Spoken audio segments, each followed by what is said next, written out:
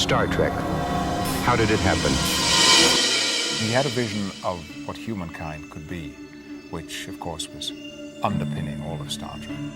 Star Trek equals Gene. This was his thing. He gave something from his heart, a dream of the future that gave hope. The magic ingredient is really not in Star Trek. It is in the audience.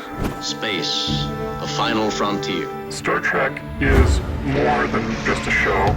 It completely expanded your imagination in terms of what's possible.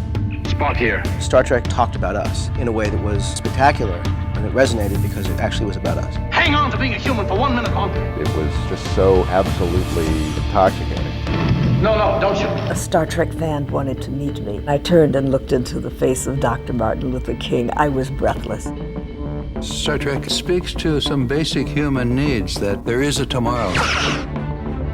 Star Trek really wasn't in my life at a young age. Are you the son of the creator? Yes, there's a relation to Gene Roddenberry. Gene was my father. Mom and Dad were mom and dad to me. It was never Gene Roddenberry and the great bird of the galaxy. You're part of Star Trek. You're the only thing associated with Gene now. I never really set out to learn about my dad, but it finally kind of dawned on me that it was the man behind Star Trek that I was really interested in. Gene had a reputation of being a pain in the ass. Your father would work sometimes halfway through the night. He very deeply cared about what he wrote. Gene Roddenberry was truly a vision.